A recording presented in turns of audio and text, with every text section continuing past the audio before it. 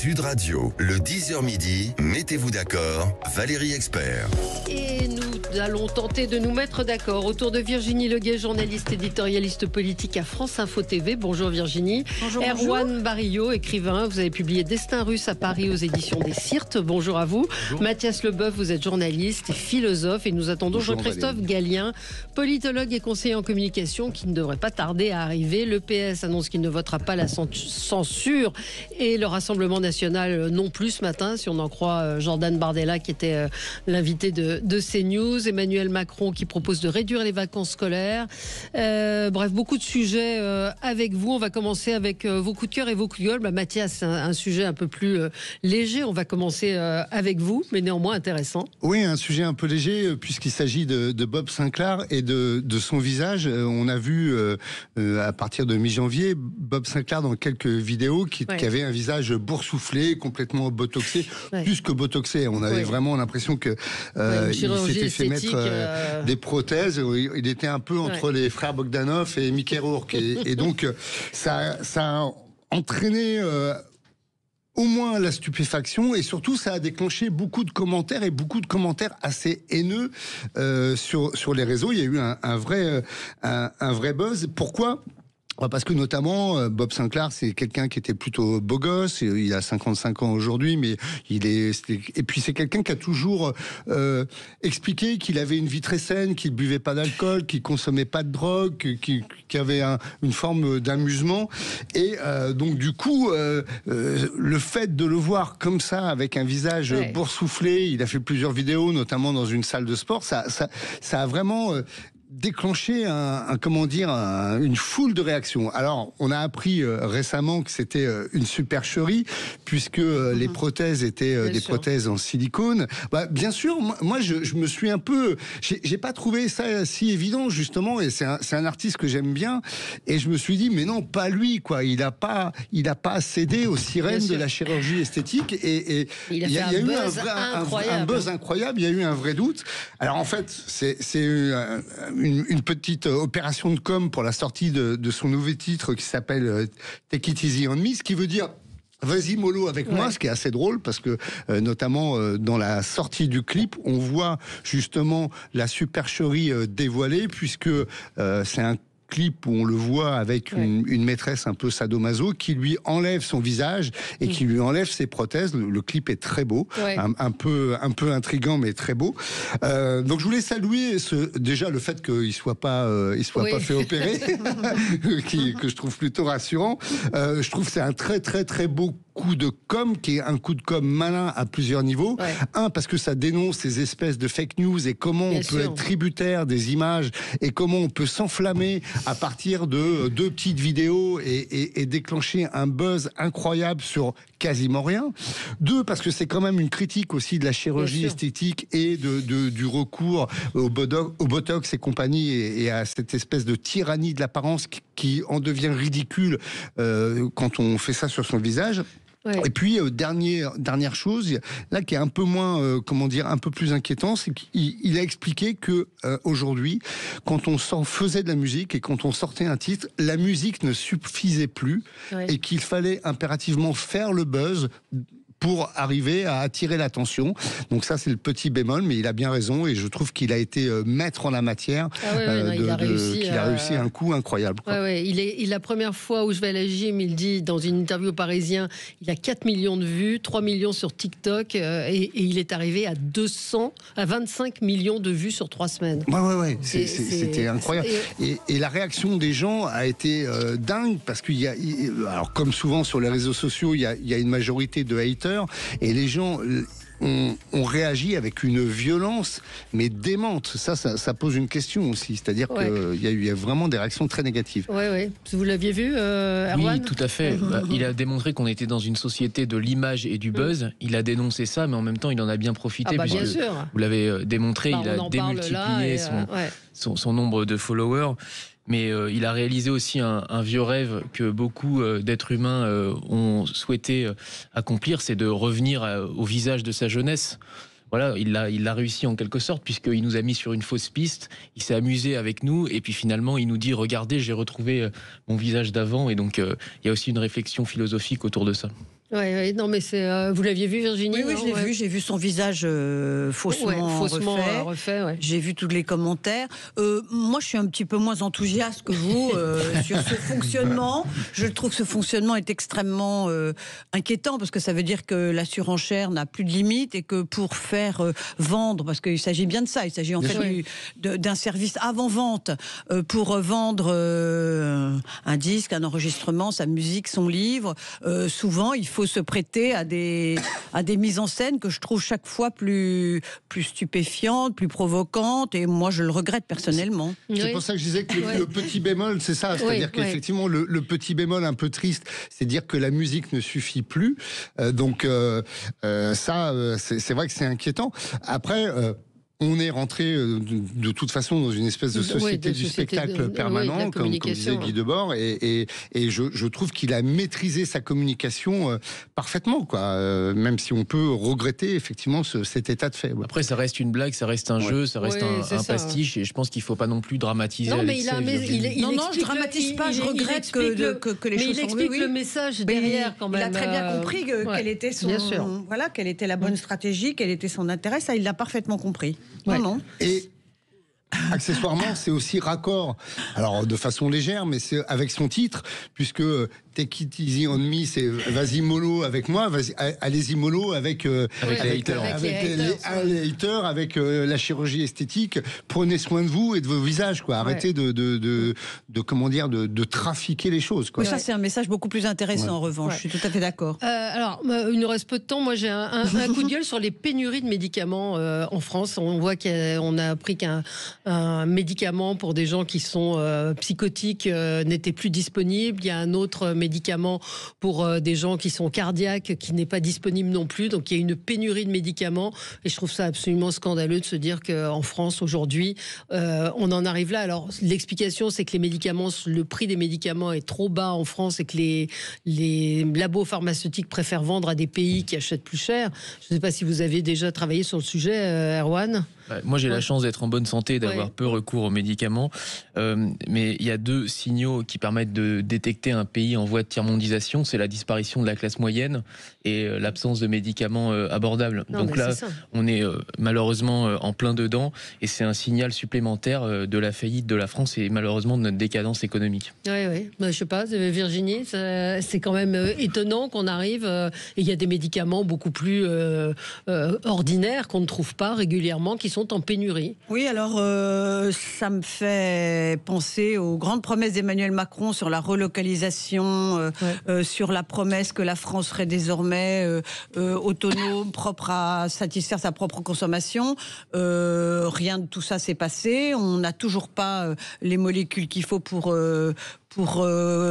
fabriquer ces médicaments.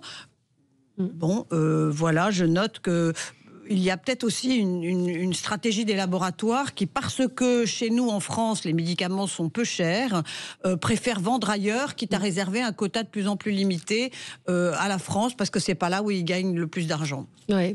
Oui, c'est ça. Et c'est quand même. D'un point de vue philosophique, c'est intéressant aussi. C'est intéressant. C'est une question aussi de régulation du marché. Les laboratoires, effectivement, préfèrent vendre à l'étranger parce qu'ils vendent plus cher. Leur marge est plus grande. En oubliant au passage que bien souvent, ils bénéficient de la recherche française, d'un certain nombre aussi de structures et de choses comme ça. Donc c'est quand même... Et moi, ce qui m'étonne, c'est qu'il n'y ait pas d'obligation de réserve ou de provisionner un certain volume. Je crois que ça existe, mais c'est quand même bien, comment dire, trop peu. Et je suis étonné chaque année, on est confronté en hiver, notamment, à ce type de problème. Et... ce qui m'étonne, c'est pas tant que les labos le fassent, parce qu'effectivement, on est dans une économie qui fait que... Mais c'est qu'on ne trouve aucune solution et qu'aucun deal ne soit signé et que ce problème ne soit pas résolu au fil des ans. Oui, là, c'est l'Agence nationale de sécurité du médicament qui tire la sonnette d'alarme sur ce médicament prescrit pour les troubles bipolaires, la schizophrénie. Les psychiatres aujourd'hui disent, on n'a plus ces médicaments, on a des gens qui sont traités avec ces médicaments qu'on ne trouve plus aujourd'hui. Il y a un risque vital. On rappelle qu'on est en France, qu'on est aujourd'hui la 6e, 7e, je ne sais plus, puissance mondiale. Alors qu'on a été été la troisième puissance. On a été la première sous Napoléon, chère Virginie. Allez, on se retrouve dans un instant avec vous sur Sud Radio. Sud Radio. Parlons vrai. Parlons vrai. Sud Radio. Parlons vrai. Sud Radio. Parlons vrai. C'est éditorialiste politique à France Info TV, Erwan Barillot, écrivain. Vous avez publié Destin russe à Paris aux éditions des Syrtes. Mathias Leboeuf, journaliste et philosophe. Et Jean-Christophe Gallien, politologue et conseiller en communication. Donc vous l'avez entendu dans le rappel des titres, le RN ce matin avec son président affirmait en tout cas disait qu'il ne voterait certainement pas la censure, le PS non plus. Donc petit répit pour le Premier ministre. Emmanuel Macron veut réduire les vacances scolaires. C'est un peu un marronnier. Tebboune, président algérien, qui s'en prend à Macron, Retailleau et Le Pen. Bref, beaucoup de sujets avec vous ce matin. On continue notre tour de table avec vous, Erwan. C'est un coup de cœur. Oui, c'est un coup de cœur pour l'initiative du gouvernement, le sommet pour l'action sur l'intelligence artificielle, qui se tiendra à partir de jeudi et jusqu'à mardi suivant. C'est un coup de cœur, pourquoi ? Parce que sans parler encore de congrès de Solvay de l'intelligence artificielle, vous savez, ce grand congrès qui avait rassemblé tous les plus grands scientifiques, dont Albert Einstein, à l'époque où on parlait beaucoup de physique, et notamment de physique nucléaire. Là, l'IA sera à coup sûr le grand sujet de ce siècle et probablement du prochain millénaire. Au moins aussi révolutionnaire que l'électricité. Et donc, il est normal que la France se soit portée volontaire pour accueillir les plus grands scientifiques de la planète, des chercheurs de Harvard, du Trinity College, mais aussi des prix Nobel et plusieurs chefs d'État. Donc voilà, c'est à suivre. Et peu de gens en ont encore entendu parler, malheureusement. Donc il faut en parler autour de soi. Pour une fois qu'il se passe quelque chose de revigorant, de positif, qui place la France au centre du jeu sur une question aussi essentielle que l'intelligence artificielle, voilà, ça ne pouvait être qu'un coup de cœur. Mais on est très en retard. Oui, non ? Alors, on est en retard au point de vue des réalisations. On parle souvent de l'IA américaine et maintenant chinoise. L'Europe est en retard, tout à fait. Mais nous, on est très bons sur le plan de la recherche, sur le plan des congrès internationaux, mais un peu moins sur le plan industriel et du développement. C'est un peu un problème. D'autant que c'est un peu paradoxal avec l'annonce qui a été faite de la création d'un institut national pour évaluer la sécurité de l'intelligence artificielle. Oui, mais est-ce qu'on en est à évaluer la sécurité avant même d'avoir mis en place de la recherche ou même de l'innovation sur le sujet en France? Le problème, c'est que l'innovation ne se décrète pas et que le rôle du politique dans ce domaine, ça peut être juste de créer les conditions de l'émergence de l'innovation. Et on part d'un peu loin, et donc le gouvernement fait ce qu'il peut un petit peu en la matière en faisant venir ses chercheurs, ses prix Nobel. Je vois un sourire goguenard sur vos visages. Moi, c'est un sujet qui me passionne. Je suis en train de préparer un livre sur ça. Je ne sais plus qui a dit l'Amérique innove, les Chinois copient et l'Europe régule. Ou administre, je ne sais plus. Oui, c'est ça. Et on en est un peu là. Donc, c'est vrai que ça va être l'enjeu de ces 50 prochaines années, et que c'est un enjeu qui est vraiment majeur, notamment parce que ça va entraîner des questions de souveraineté des États très très fortes, bien sûr. Et notamment la souveraineté technologique. Et aujourd'hui, la souveraineté technologique, la France, on est très démunis, quoi. Donc, on a pris du retard. Alors, c'est très bien d'organiser effectivement des symposiums, des forums ou ces choses-là. Ça serait vraiment mieux qu'on garde nos chercheurs et qu'on développe effectivement des applications industrielles, robotique notamment, ou des choses comme ça. Lucile, ça, visiblement, c'est pas. Je crois qu'on est plutôt bon sur les serveurs, nous, sur ces choses-là. Mais Jean-Christophe, moi je pense qu'il faut le dire, c'est-à-dire que on ne peut répliquer, essayer de prendre une part de toute petite part de ce marché, au moins médiatique, par les événements. C'est un peu ce qui caractérise aujourd'hui et ce qui singularise l'activité notamment du président de la République, c'est d'organiser des événements. Les événements, c'est de la communication et ça dure le temps de l'événement. Et après, derrière, une fois qu'on a fait ça, il n'y a pas grand-chose qui suit. Pourquoi ? C'est normal, puisque, disons-le clairement, on est une colonie. Et quand je dis la France, c'est pas la France, c'est l'Europe est une colonie aujourd'hui technologique des États-Unis. Nous n'avons pas aujourd'hui les moyens de résister parce que au moment où vous disiez tout à l'heure que le marché, c'était l'innovation, non, c'est pas le marché aux États-Unis qui a créé l'innovation, c'est toujours la même recette. on investit beaucoup d'argent public, voire d'argent militaire, pour créer les conditions, exactement, d'ARPA et autres, qui est une vieille agence qui existe aux États-Unis. On n'a jamais pu la réaliser au niveau européen, et qui mélange effectivement l'initiative, qui donne l'initiative plus exactement, et qui ensuite fabrique les conditions sur lesquelles le marché financier notamment va lever de l'argent, parce qu'on a les certitudes sur les capacités effectivement d'innovation, parce que le marché, il aime pas trop prendre trop de risques, même si aux États-Unis, on en prend beaucoup plus. Donc la recette, on ne l'a pas ici. On l'a en Chine, où tout est subventionné, ça c'est clair. C'est-à-dire que là, pour le coup, c'est de l'argent public qui vient en permanence, là aussi, alimenter les capacités de recherche. Et donc, qu'est-ce qu'on est ? On est un territoire qui, comme en football aujourd'hui, si vous voulez, vend ses joueurs, vend ses grands cerveaux aux États-Unis, voire peut-être un jour à d'autres pays, et qui est en difficulté par rapport à ça. Donc, il faut absolument, plutôt que de faire un événement, si vous voulez, des séries d'événements en matière d'IA, en matière de diplomatie, en matière je ne sais quoi, en matière de devenir une sorte de plateforme événementielle, si vous voulez, comme pourrait. C'est-à-dire, en gros, pourrait devenir le Monaco de l'événement international. Mais si vous voulez, c'est pas acceptable du point de vue de la compétition elle-même du bloc européen. Alors évidemment, heureusement, il est challengé en ce moment, et que le fait que Trump effectivement pousse ses aiguilles et tape un peu partout va peut-être créer les conditions de quelque chose de différent, mais on a trop de retard de mon point de vue pour sortir de ce statut de colonisé. Alors il nous reste effectivement une partie de la régulation sur notre marché, sur notre territoire, pour éviter d'être non pas celui qui copie, non pas celui simplement qui régule, mais aussi quelque part qui organise sur son marché quelque chose qui peut réexister. Voilà. Oui. Virginie, ça vous intéresse pas ? Si, ça m'intéresse beaucoup, mais j'ai rien de plus à dire particulièrement. Bon, quel est le choc alors ? Quel est le choc européen qui permettrait au continent ou à minima à notre pays de rattraper ce retard ? Je crois qu'il faudrait que, effectivement, dans l'effort qui est aujourd'hui affirmé, notamment sur la partie dite militaire, on a entendu hier que on pouvait même faire tomber les barrières des déficits budgétaires, par exemple. Il y a besoin d'un gros... Et c'est l'économie du monde aujourd'hui qui est celle-là. C'est-à-dire, d'un côté, vous avez la régulation des marchés. Oui, regardez ce qui se passe, des frontières nouvelles entre blocs. Et de l'autre côté, une super subvention permanent de toutes les activités. Compagnie aérienne, ça c'est le basique. Vous le voyez dans d'autres secteurs, la production notamment de l'entertainment et ainsi de suite jusque-là. Et puis alors évidemment, sur les hautes technologies, ou la technologie qui est importante sur le plan stratégique, vous devez pouvoir le faire. Donc il y a un combo à mélanger, et ça peut se faire qu'au niveau européen, effectivement, à condition que l'ensemble des pays, l'ensemble des 27, voire même, ou en tout cas certains d'entre eux, puissent aujourd'hui se dire, on a un gros panier là à mettre, et derrière, on crée les conditions de quelque chose qui... Parce que vous avez raison, encore aujourd'hui, et pour combien de temps, les universités européennes, et je dis bien européennes, fabriquent les capacités humaines pour pouvoir tenter de riposter. Il y a des travaux qui sont menés, qui sont à la hauteur, mais qui ne trouvent pas derrière les flux, ne serait-ce que d'amorçage.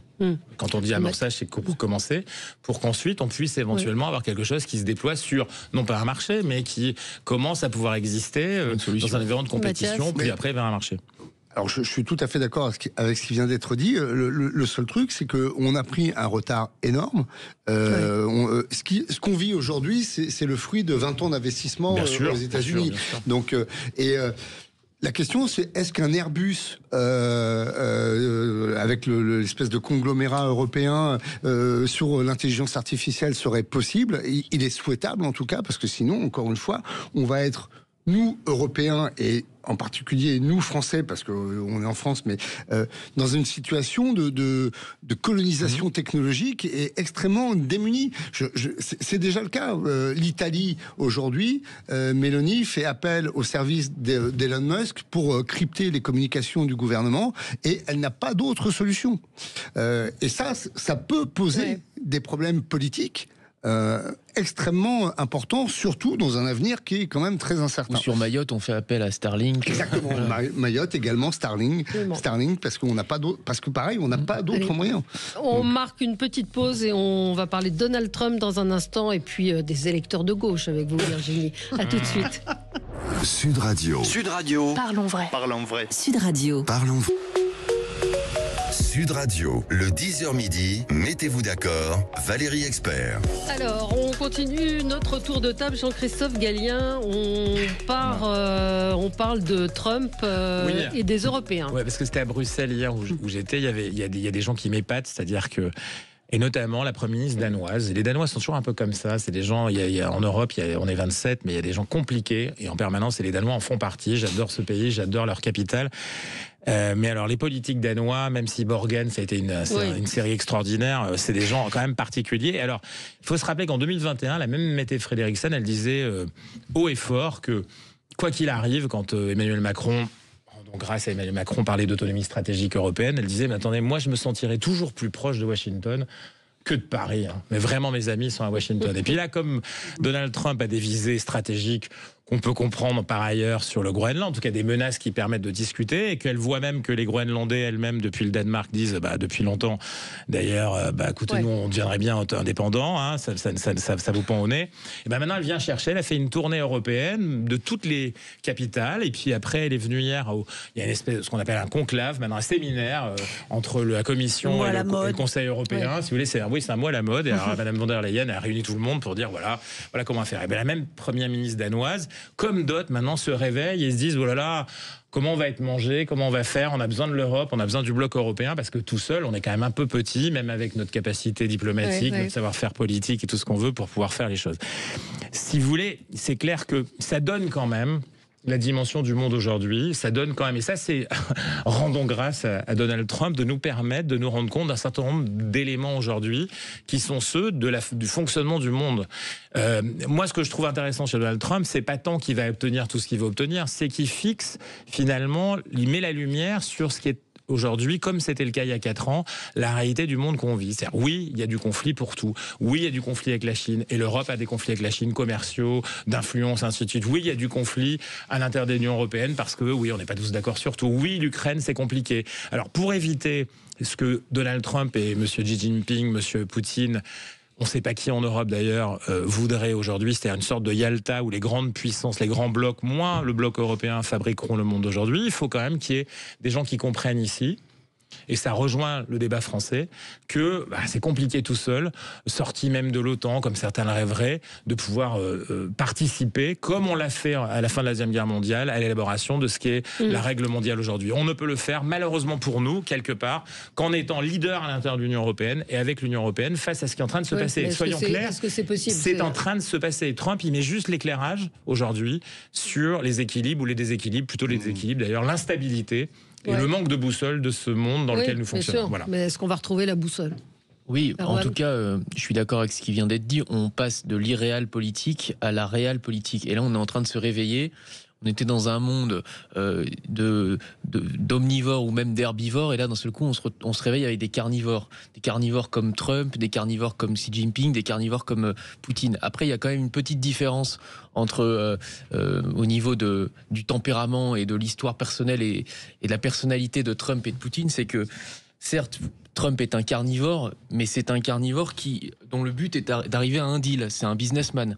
C'est pas trop le cas de messieurs Poutine et Xi Jinping, dont l'objectif n'est pas d'arriver forcément à un accord. Et ils n'ont pas la même visée stratégique que Trump, ni les mêmes ambitions. Et donc, il faut savoir raison garder. Et à mon avis, il y a moyen de s'entendre avec Trump à la fin. C'est-à-dire qu'il veut pousser les Européens à renégocier un meilleur accord, notamment sur leur autonomie stratégique. Ce qu'il veut simplement, en termes de défense par exemple, c'est que les Européens payent davantage pour leur propre défense. Il en a marre d'être un peu les nounous militaires de l'Europe. La défense européenne, elle n'existe pas. Elle n'existe pas, mais en tout cas, aujourd'hui, ce sont les Américains qui payent plus pour protéger les Européens que les Européens eux-mêmes. Donc Trump dit, écoutez, maintenant c'est plus possible, débrouillez-vous. Et ces menaces, à mon avis, sont largement, je sais qu'on a dit ça aussi sur Monsieur Poutine, mais ces menaces sont, à mon avis, largement surestimées aujourd'hui. Voilà, je ne crois pas qu'il passera à l'acte. Je ne crois pas qu'il va envahir demain le Groenland. Non, bien sûr. Non. Mais là, on voit déjà avec les États-Unis, avec le Canada, ce qui est en train de se passer, le Mexique. C'est-à-dire qu'il suspend l'augmentation des droits de douane en ayant obtenu petite compensation quand même, mais pas... Déjà, il a changé le nom du golfe de Mexico. L'armée à la frontière. Et Google Earth a accepté. Mathias. Oui, sur Trump, je partage à la fois ce que dit Jean-Christophe sur le fait qu'effectivement, il rappelle une chose, c'est que il y a des conflits partout et que le terrain, c'est du conflit. Après, là où je partage moins ton enthousiasme, c'est que... enthousiasme, mesuré, hein. C'était un peu un enthousiasme triste. Lui, le conflit, il le résout par des rapports de force. Ouais, c'est ça. Donc c'est quand même l'affirmation, qu'il y a du conflit, et que 2, c'est le plus fort qui gagne en termes de rapports de force, et que et que une fois qu'on a gagné, on peut négocier, ce qui est quand même un peu l'inverse de la position européenne. Et moi, ce que j'espère, et je pense que ça peut être une chance, mais encore une fois, c'est une chance qu'il faut qu'on saisisse maintenant, c'est que effectivement, cette instauration du rapport de force permanent profite à l'Europe et à l'intégration de l'Europe, et soit un formidable accélérateur de l'intégration européenne, et redonne un coup de boost à l'Europe. Si on passe à côté de ça, on va se faire disloquer et on sera mort. On va revenir en France avec vous, Virginie. Donc c'était un coup de cœur. Eh ben oui, voilà. Vous savez qu'en politique, finalement, on oublie une chose, c'est que la sagesse revient toujours aux électeurs. C'est les électeurs qui tranchent en dernier recours. C'est les électeurs qui se prononcent dans les urnes. Et là, je voulais saluer les électeurs de gauche de Villeneuve-Saint-Georges. Rappelons que Villeneuve-Saint-Georges a été l'objet d'une élection et que les électeurs se sont prononcés très sagement en faisant tout à fait la part des choses entre le candidat insoumis et les autres. Le candidat insoumis qui, je le rappelle, au premier tour avait voulu partir tout seul en disant qu'à lui tout seul il n'y avait aucun problème et qu'il remporterait très facilement la victoire, qui s'est trouvé en difficulté entre les deux tours et qui a essayé de se tourner vers ses partenaires, et puis qui finalement a été battu sèchement. Et je crois que la France Insoumise ne s'attendait pas du tout à ça. Villeneuve-Saint-Georges est une ville de gauche et Louis Boyard, pour ne parler de lui parce que c'est de lui dont il s'agit, était extrêmement sûr de son fait, et je trouve que c'est une bonne leçon donnée à Jean-Luc Mélenchon, donnée à la France Insoumise, qui croit qu'elle peut seule décider de l'avenir de l'union de la gauche, et qui, je trouve d'ailleurs ce matin, malgré la volonté du Parti Socialiste de ne pas voter la censure, on a rabattu. Ils ont ravalé leur chapeau, et du coup ils ne parlent plus tout à fait de cassure, d'éclatement, de mise au banc, tous ces mots extrêmement violents, et j'en oublie que Jean-Luc Mélenchon a prononcé depuis des semaines à l'encontre du Parti Socialiste. Ils se rendent compte qu'ils ne sont peut-être pas si solide que ça, et que la stratégie extrêmement délétère de Jean-Luc Mélenchon a ses limites. Donc je voulais dire chapeau aux électeurs, parce que qu'ils ne l'oublient jamais. Quand il y a une élection, c'est eux qui ont le dernier mot, et c'est à eux d'aller dire dans les urnes ce qu'ils ont à dire, et là ils l'ont dit très clairement. Qu'est-ce que oui, alors, vous pensez de moi je trouve que en tout cas c'est un moment politique. Pour une fois, une anticipée, une partie, ce que vous voulez, la municipale qui a eu lieu là. Elle a un impact, effectivement, je suis assez d'accord, sur le moment politique. C'est-à-dire que je ne suis pas certain, comme Virginie, que LFI va changer du tout de système ni de braquet. Je pense que c'est quelque chose qui est inscrit en termes stratégiques profondément. Et notamment en préparation des municipales, pour le coup, le vrai tour de 2026. Mais vous verrez qu'ils vont se montrer plus accommodants que ce qu'ils avaient pensé au début. Peut-être, j'en suis moins certain pour regarder de près certaines villes, notamment des villes plus grandes que celle de Villeneuve-Saint-Georges, où ils ont des ambitions extrêmement fortes, et notamment toujours cette stratégie de premier tour qui est faite de nous devons mobiliser notre bastion, nos cibles, notre base, qui est celle de cette France qu'ils appellent créolisée, et qu'ils veulent pousser davantage à participer. Là où aujourd'hui, il s'est passé un truc à Villeneuve-Saint-Georges, c'est une sorte de front républicain anti-LFI. Je suis assez d'accord. Il y a eu quelque chose qui s'est fait en face, et ça, ils ne l'avaient pas, à mon avis, anticipé du tout. Voilà. Ils se rendent, je pense que... Ils sont trop sûrs et notamment du fait des déclarations de Mélenchon sur cette submersion inversée. C'est-à-dire que oui, on la veut, la submersion, c'est-à-dire qu'on veut même conquérir la France rurale. C'est-à-dire qu'en gros, on veut que la migration parte à la conquête de la France rurale. En gros, comme quelque chose qui avait eu lieu il y a quelques siècles, on va dire, en France, qui s'est arrêté autour de la moitié de ce pays. En gros, avec un message qui est très clair. Mais Jean-Luc Mélenchon, il parle jamais au hasard, il a toujours des références historiques. On est quand même dans quelque chose d'assez puissant là-dessus. Mais là, il avait franchi un pas. C'est-à-dire qu'il a dépassé ce qu'il faisait d'habitude. Il a passé d'une subversion musulmane, ou quasiment, en gros, ça a été le cas, il n'a pas dit tout à fait comme ça, mais c'est quasiment, d'une large partie de ce pays. Et donc je pense qu'il est allé trop loin, il est allé un pont trop loin, et il a provoqué quelque chose qui, avec l'arrogance de Louis Boyard, qui évidemment pensait qu'il allait tranquillement s'installer à la mairie, tout seul, sans aucun besoin. Certains ont même célébré dans les médias ce coup de génie de Louis Boyard, qui quelque part n'avait pas demandé au Parti socialiste de s'allier avec lui et voulait partir tout seul, en disant mais finalement il va obtenir ce qu'il voulait obtenir sans payer le prix. Et pas du tout, les électeurs ont été plus malin que même l'appareil socialiste, parce que l'appareil socialiste, entre guillemets, sur place, il a été moins sage. Il a demandé à battre la droite. Oui, ils n'ont pas du tout suivi. Non, mais mon coup de cœur ne parlait que des électeurs. Et on peut parler aussi de l'autre candidat de droite qui s'est maintenu. C'est assez lamentable. Erwan ? Oui, ce que je voulais dire, c'est peut-être qu'on surestime l'importance de ce scrutin, puisque ça s'est quand même joué à 608 voix d'écart entre les deux, sur une commune de 36 000 habitants dans laquelle pas grand monde n'a voté. Et je crois que la raison principale de la défaite de Louis Boyard, c'est l'absence de mobilisation de son électorat. Qui pourtant est mobilisé d'habitude. Qui est mobilisé pour la présidentielle, qui a été mobilisé pour l'élection législative parce que c'était un événement à part. Et là, malgré la focalisation, malgré le coup de projecteur qui a été jeté sur Villeneuve-Saint-Georges pendant plusieurs jours, l'électorat de Louis Boyard ne s'est pas mobilisé. Donc ce que ça dit aussi, c'est que, effectivement, vous avez parlé de Jean-Luc Mélenchon, il fait de plus en plus fréquemment allusion à la Nouvelle-France. Moi, quand on me dit Nouvelle-France, je pense aux Français du Canada qui ont conquis cette nouvelle partie du monde. Là, nous vivons en quelque sorte ça de manière inversée sur notre propre territoire. Mais ce qui est important dans Nouvelle-France, c'est le mot « nouveau », plus que France, puisque ces gens ne se reconnaissent pas et ne se considèrent pas comme citoyens à part entière de ce pays sur lequel ils vivent. Et donc pour eux, une élection municipale, finalement, ça ne les intéresse que moyennement. Et donc, Louis Boyard, tout aussi sympathique qu'il leur paraisse, et d'ailleurs, il l'aime bien. Et je ne pense pas qu'il leur paraissait sympathique que ça. Justement, je pense qu'il est allé beaucoup trop loin dans son comportement à l'Assemblée, dans ses insultes, dans ses provocations. Tous les reportages montrent, on l'aime bien, Louis Boyard, etc., mais on ne va pas voter pour lui parce que... C'est pour ça que... je parle des gens qui habitent dans les quartiers difficiles de Villeneuve-Saint-Georges, qui constituent quand même l'essentiel de cette ville.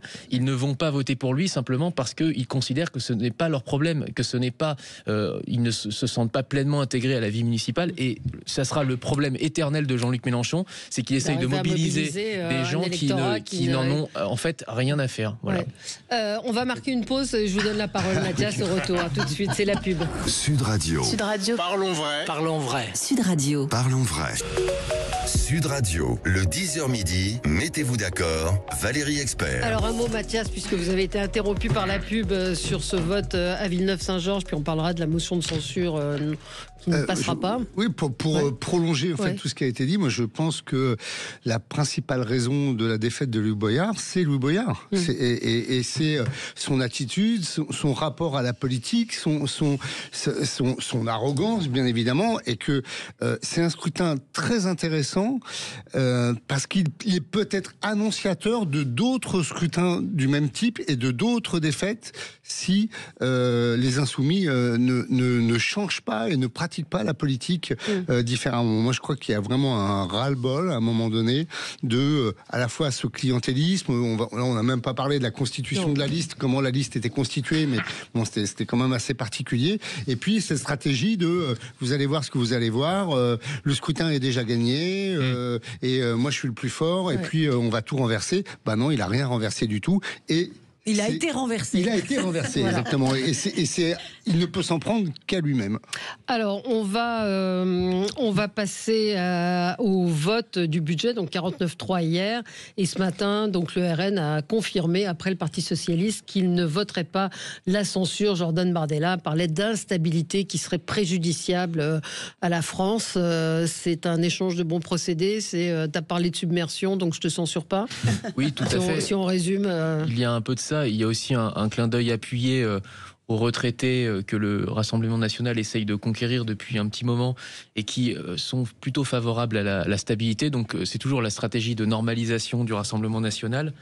Et puis, il y a aussi quand même Jordan Bardella qui grille la politesse à la décision de son parti qui doit être prise demain, je vous rappelle. Et maintenant, on voit mal le parti voter, se prononcer contre l'avis de son président. Donc c'est un acte de souveraineté de Jordan Bardella, notamment au détriment de Marine Le Pen, dont les électeurs, et notamment ceux du bassin minier, étaient plutôt opposés et plutôt pour la censure du gouvernement. Que ce soit la position de Sébastien Chenu, mais aussi de Jean-Philippe Tanguy, beaucoup de cadres dans le parti étaient totalement pour la censure. Mais la majorité des électeurs RN et même des sympathisants était tellement courte pour la censure que finalement Jordan Bardella a préféré trancher dans le sens, on va dire, de la respectabilité, de l'institutionnalisation du parti. Malheureusement, c'est un cadeau énorme à LFI qui aura beau jeu de dire le PS, le RN servent la soupe au gouvernement, ne censurent pas le budget, donc sont dans une forme de soutien sans participation. On est les seuls opposants et c'est un cadeau énorme pour la prochaine présidentielle à Jean-Luc Mélenchon. Virginie ? Connaissez bien le RN. Je suis un peu plus partagée. Moi, ce que je note, c'est que nous sommes maintenant en février. Tout le mois de janvier a donné lieu à des galettes et que les galettes sont restées quand même sur l'estomac des élus qui se sont rendus compte que galette après galette, réunion après réunion, ils se faisaient juste engueuler par leurs électeurs qui leur disaient « Bon, écoutez, ça commence à bien faire.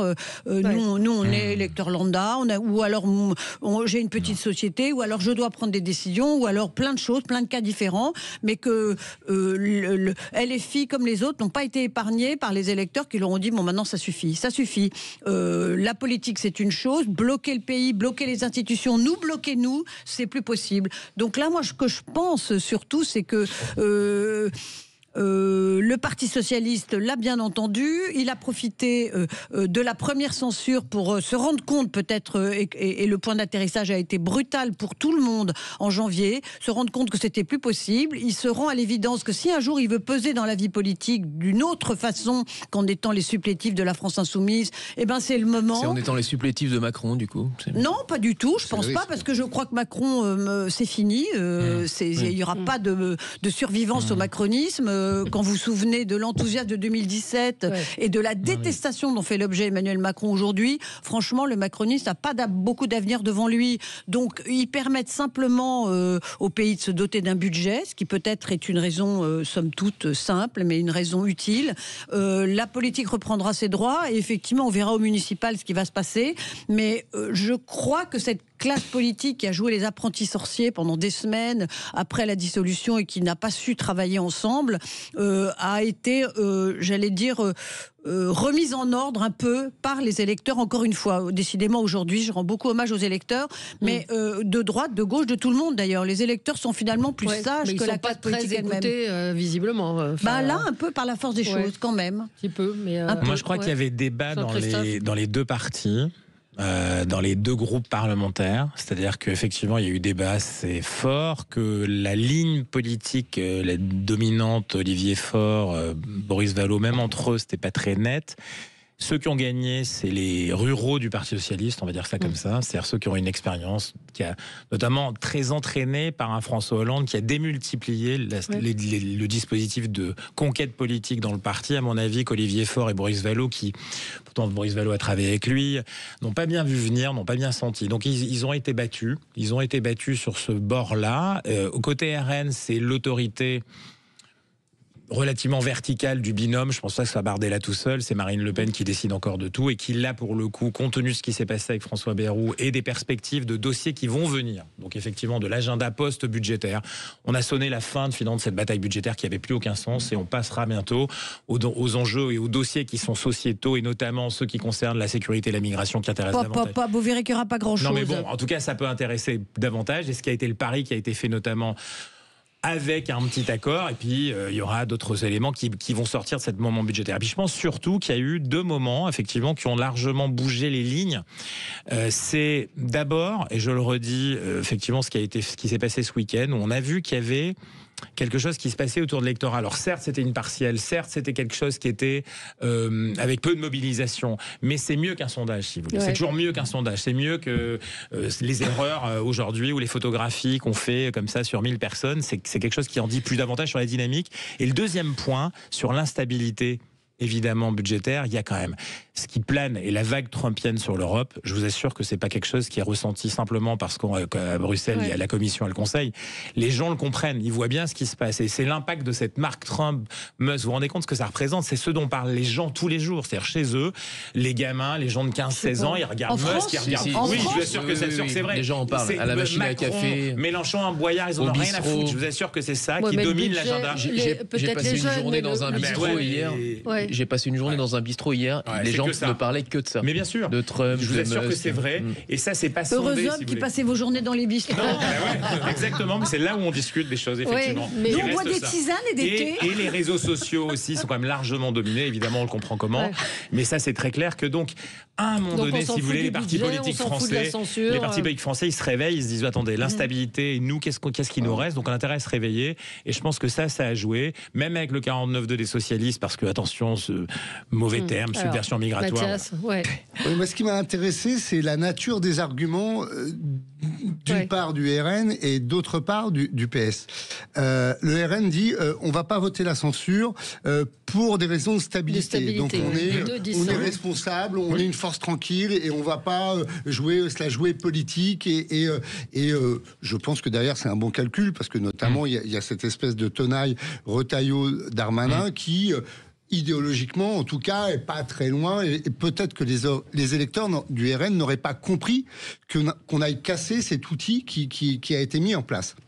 Et de l'autre côté, on a le PS qui dit nous on votera pas la censure parce que on a obtenu ça, et qui sort une liste, de choses qui sont censées vous a défendu.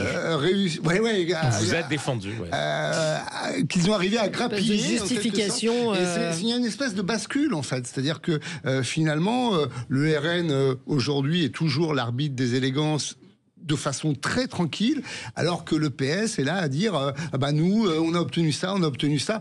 Parfois d'ailleurs sur des choses qui avaient été votées auparavant, et j'ai trouvé que les arguments étaient intéressants parce que en général c'était des arguments inverses. C'était le Rassemblement national qui disait on a obtenu ça, et le PS qui jouait plutôt le rôle de parti gouvernemental, et là on a une bascule assez étonnante. Non mais tout à fait, très non, Virginie pas d'accord.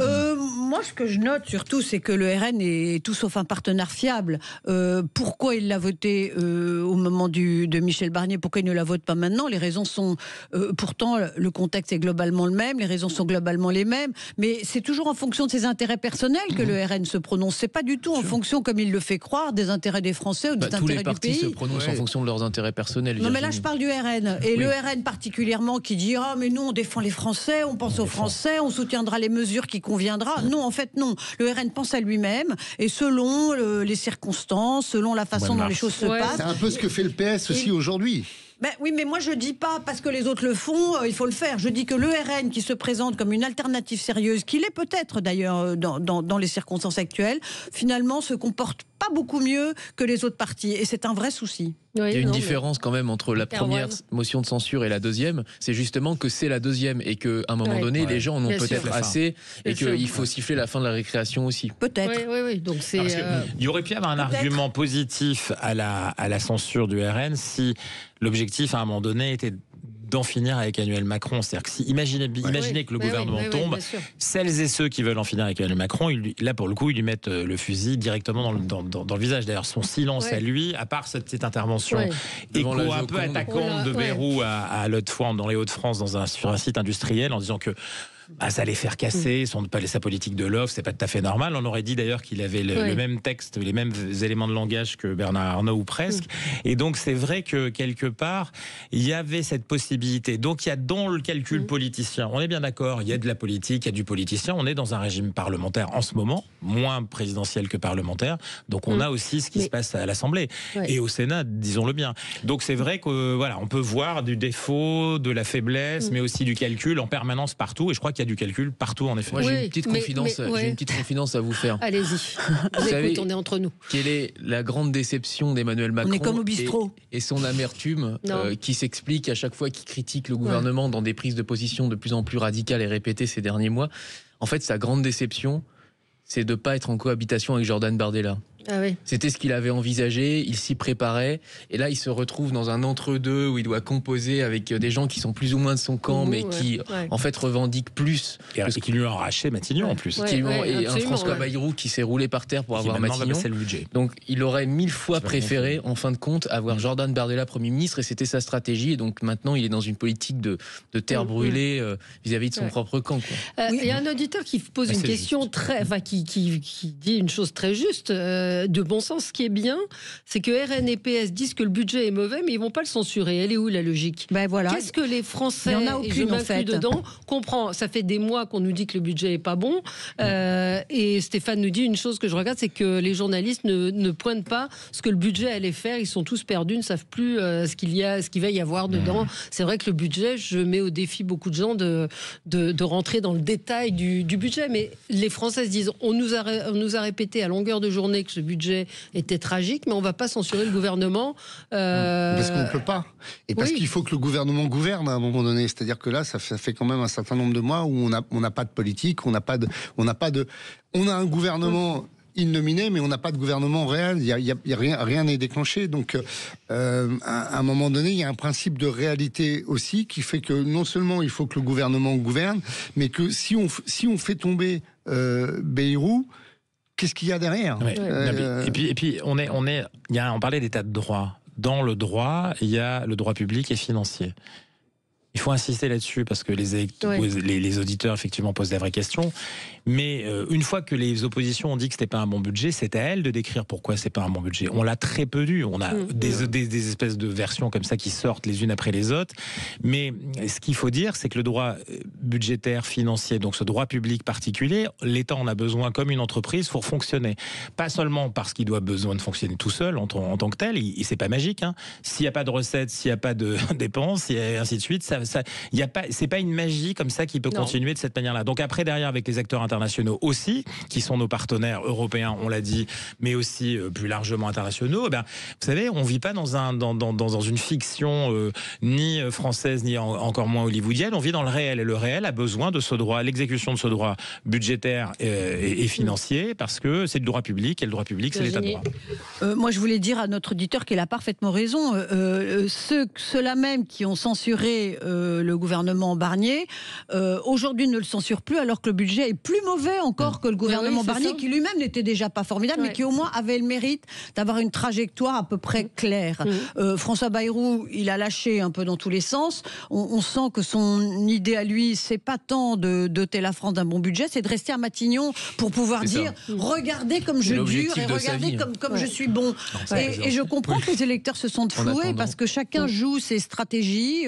Bayrou la sienne, Macron la sienne, parce que Emmanuel Macron ne veut pas dissoudre, parce qu'il ne veut pas s'exposer lui-même à des résultats encore pires peut-être que ceux qui sont sortis des urnes lors de la dernière dissolution. Et dans tout ça, l'intérêt général est clairement oublié. Juste un résumé de ce que réclamait Stéphane, c'est-à-dire on ne sait pas ce qu'il va y avoir exactement. Confrère de BFM l'exprime. L'adoption du budget 2025, ça implique la hausse des frais de notaire, le triplement de la taxe des billets d'avion, le malus auto alourdi, la TVA chaudière de 5,5 à 10%, la taxe sur les transactions financières et les grandes entreprises. Le taux de taxation passe de 25 à 37%. Voilà un petit résumé de ce qu'il y a dans la loi. On se retrouve dans un instant. Je crois que Bayrou a chiffré le montant des concessions au Parti Socialiste à 5 milliards. Ah oui. Sud Radio, c'est votre opinion qui compte. J'adore Sud Radio et alors des choses positives. Corps, Valérie Expert. Et on est de retour avec vous dans le studio de Sud Radio. Alors deux sujets. Éric Piolle, donc le maire de Grenoble. L'inérable Éric Piolle. Alors il a eu une idée formidable. Il voudrait faire tester de façon anonyme les parlementaires pour savoir s'ils sont des traces de stupéfiants, de produits stupéfiants, de cocaïne ou de cannabis. Il dit, voilà, on sait qu'il y a déjà eu des affaires de stupéfiants au Parlement. Ce serait bien de faire un point aujourd'hui. Donc, on va prélever des cheveux. Je voudrais qu'on prélève des cheveux, qu'on fasse des prélèvements pour voir s'ils sont positifs. Parce que peut-être que c'est un problème qui touche aussi le cercle des décisions. Oui, alors qu'est-ce qu'on fait vis-à-vis des chauves, Monsieur Ciotti, par exemple, comment est-ce qu'on va prélever la salive? Ah bah voilà, c'est ça. Non mais plus sérieusement, Monsieur Piolle, comme il refuse de lutter efficacement contre les trafics divers qui fleurissent dans sa ville à Grenoble et notamment les trafics de drogue, il s'est dit bon. Je vais trouver une mesure populiste pour détourner l'attention. Je vais un peu taper sur les parlementaires. L'antiparlementarisme, ça fait pas de mal. Donc je vais dire, non, c'est pas les gens de ma ville qui sont drogués, c'est les parlementaires. Donc c'est eux qu'il faut aller contrôler. Donc c'est pas sérieux. Il essaye d'exister dans un parti où à chaque fois c'est la prime à l'outrance. C'est-à-dire qu'entre Sandrine Rousseau et lui, on se demande qui tient la mèche du plus outrancier. Mais en tout cas, aujourd'hui, c'est bien Monsieur Piolle, tout à fait. C'est on trompe de la chaise, non? Oui, ça pourrait être drôle si c'était pas effectivement un peu tragique. Une proposition sérieuse. Mais les Verts sont toujours, comment dire, ils sortent toujours comme ça des espèces de mesures destinées à faire parler d'eux et qui en même temps sont complètement contre-productives parce qu'ils sont la risée de tout le monde. Je me souviens de cet élu qui avait féminisé le nom de sa ville. C'était à Bagneux, c'est ça ou non c'était dans le 93. Ouais. Ou Pierre Urmic qui voulait interdire le sapin de Noël de sa ville parce qu'il appelait ça un arbre mort. Un arbre en bois, c'est ça. Et c'était pas un bon signal. À la limite, le sapin, je comprends un peu plus. C'est plus dans la logique des Verts de dire, et notamment, il y a des tas de villes qui sont pas du tout qui sont pas dirigé par des écologistes. Je pense à la ville de Cannes. À Cannes, il y a des sapins dans la, comment dire, dehors, qui sont des sapins en plastique très bien imités et qui sont tout à fait beaux. Donc ça, à la limite, que les écologistes disent il faut pas abattre X milliers d'arbres et tout, ça peut se comprendre. Mais la mesure qui vise à tester, le plastique, c'est pas tellement mieux. Puis surtout quand on est à Cannes et au bord de l'eau. Puis peut-être que alors je ne parenthèse, les écolos de Paris pourraient s'inquiéter des palmiers qui ont été plantés dans des bacs sur le plomb Louis-Philippe ou place de la Concorde. À chaque fois que je passe devant la Concorde, je regarde le jaunissement de ces pauvres palmiers qui vont crever. Il y a des tas d'absurdités comme ça. Et la dernière, effectivement, c'est tester donc les politiques. Il faudrait lui demander quel est l'intérêt, sinon démagogique, de cette proposition. Elle n'est pas que démagogique, pardon. Il y a eu des affaires. Il y a eu des récentes affaires qui ont mis en cause des élus et qui n'étaient pas anecdotiques. Lesquels, par exemple écoutez, c'est pas difficile de le dire. Andy Kerbrat a été pris en flagrant délit de consommation et de trafic de drogue. Il l'a reconnu d'ailleurs lui-même. Moi, je propose qu'on étende cette proposition au président de la République. Proposer de tester des politiques, c'est quand même très démago. Bien sûr qu'il y a de la... Bien sûr que c'est démago, mais c'est une façon de dire... C'est une façon de dire, les élus qui votent les lois, et il y a des lois qui sont votées pour le trafic, l'interdiction, les peines pour les consommateurs. C'est une façon de dire, ceux qui votent les lois doivent eux-mêmes quand même se tenir un peu exemplaires, et ils ne sont pas exemplaires, parce qu'il y a eu Andy Kerbrat, mais il y a eu un ancien député de Renaissance, Monsieur Pellerin, qui lui-même a dit, oui c'est vrai, moi j'ai consommé beaucoup. Il y a eu des députés qui ont été pris en flagrant délit d'ivresse et qui ont eu Joël Guerriot aussi. Joël Guerriot, soumission chimique.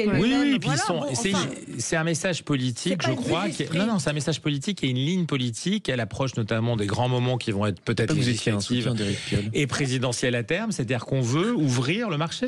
On veut ouvrir le marché, légaliser notamment la Mais pourquoi vous croyez que c'est sa démarche, Éric Piolle? Je pense que c'est une manière de dire voilà, tout le monde se défonce, donc pourquoi les autres n'auraient pas le droit? D'ailleurs, on irait jusqu'à pénaliser. C'est pas vrai que tout le monde se défonce. Non, mais lui, il le dit. Je prends la parole à la place d'Éric Piolle. C'est pas vrai. Non, mais lui, s'il veut ça, il dit qu'il y a une majorité de parlementaires qui utilisent des stupéfiants, notamment peut-être dans les partis cités. Une majorité sûrement pas. Non, mais lui, moi je pense pas ça évidemment, chère Virginie, mais je dis simplement que c'est un message politique. Vous savez, c'est pas rien, c'est-à-dire, regardez, ça met dans l'esprit notamment de son public et de son électorat, celles et ceux qui vous dirigent, ils pratiquent comme vous l'usage de stupéfiants, mais en fait, en réalité, ils vont pas jusqu'au bout de leur démarche. C'est-à-dire que la seule manière de traiter ce problème, maintenant, je parle d'Éric Piolle, il l'a suffisamment dit, c'est d'ouvrir et de légaliser le marché. Oui, mais enfin, c'est l'effet inverse. Enfin, je sais pas, moi, et c'est ce que nous dit des auditrices qui dit c'est anormal et grave que ces gens-là se droguent en plein travail. Exactement. Et ils jettent le discrédit aussi. Oui, bien exactement, sûr. madame. Ça, c'est très Piolle. Donc, il y a une part de démagogie et de populisme. Non, mais Éric Piolle, il est totalement populiste. Et lui, il pense à son élection à Grenoble. Et puis, il a toujours eu, lui, au-delà. C'est-à-dire que chez les Verts, le parti dans lequel il est aujourd'hui, il y a une envie, à un moment donné, d'aller porter ce discours et d'être compétitif sur les élections nationales. Ouais. C'est pas gagné pour LFI en termes d'union des gauches pour le premier tour de l'élection présidentielle, ça c'est clair. Un mot sur le raccourcissement des vacances. J'ai l'impression que ça fait des années qu'on nous parle de ça. Le président de la République, on l'a évoqué hier, donc il va au bistrot, il va à la Joconde, il va dans le Nord. Et là, il discute donc de raccourcir les vacances scolaires. Il faudrait plutôt raccourcir son mandat, je crois, là, en ce moment. Il faut arrêter l'acharnement thérapeutique vis-à-vis du président de la République et le laisser tranquille, qui continue d'écrire ses livres, qui lui prenne de longues vacances et puis qu'il arrête d'essayer d'exister indépendamment des Pourquoi lancer Quel est l'intérêt? Alors là, je pose la question à nos auditeurs, quel est l'intérêt? L'intérêt, c'est d'alléger les journées de scolaires des élèves. Alors, il faudrait au président de la République raccourcir les vacances. Oui, mais raccourcir les vacances pour raccourcir les vacances, ça n'a pas d'intérêt. En tout cas, la justification, c'est de dire on allège les journées des scolaires pour qu'il y ait plus d'apprentissage, pour qu'il y ait plus de sport. Pour qu'il y ait plus de, Au même moment, on baisse le budget des sports de 100 millions d'euros. Donc tout est très cohérent, c'est vrai. Et c'est vrai que c'est une charge pour les parents, pour les familles d'ailleurs. C'est terrible. Même dans la journée. Alors ça peut être un argument sur les vacances, parce que les familles aujourd'hui c'est compliqué. Ça ne se fera jamais. Les professionnels du tourisme. Enfin, déjà ils râlent parce qu'il n'y a plus qu'à peine 8 semaines pendant l'été. Ça dit à quel point Emmanuel Macron est fragilisé, à quel point il ne pèse plus et à quel point finalement il peut se contenter de faire des petites annonces dont il sait lui-même qu'elles ne seront jamais suivies des faits. Et j'ai un dernier mot. Les charges des patrons, et notamment celles du patron de LVMH qui se sont fait à voix haute, montraient aussi qu'Emmanuel Macron était totalement jugé comme un relais inutilisable. C'est-à-dire que ce que murmurait hier le patron de LVMH aux oreilles d'Emmanuel Macron, il est obligé de le dire tout haut parce qu'Emmanuel Macron est passé par pertes et profits. Donc Emmanuel Macron peut parler, peut faire des petits commentaires, peut dire que oui, bien sûr, il faut utiliser son téléphone portable au péage, peut dire qu'il faut raccourcir les vacances. Tout ça n'a plus aucune portée politique et c'est grave parce que c'est quand même le président de la République. Je ne sais pour combien de temps encore on va l'avoir, mais c'est grave d'avoir un président qui se permet de dire des choses dont il sait pertinemment qu'elles ne pèsent pas dans le débat public, qu'elles ne seront pas suivies d'aucune décision, mais qu'il les dit pour les dire, voilà, parce que je sais pas, il sait pas quoi dire d'autre, je sais pas. Oui. La politique aujourd'hui, malheureusement, c'est devenu le règne de la parole. Et c'est terrible. Oui, mais malheureusement, personne n'en est exempt. Les gens souvent disent il faut passer de la parole aux actes, mais aujourd'hui, on voit même plus comment on pourrait passer aux actes. C'est quoi? C'est un décret, c'est une loi, et sur tout un tas de sujets, on est dans le ministère de la parole en permanence. Et pour en revenir sur le cas particulier d'Emmanuel Macron, effectivement, c'est triste, mais c'est ce à quoi il en est réduit aujourd'hui. Bon, ce sera le mot de la fin. Merci à tous. Dans un instant, André Berkoff. Très bonne journée. Non, on n'est pas mieux. Sud Radio. Sud Radio. Parlons vrai. Parlons vrai. Sud Radio. Parlons vrai.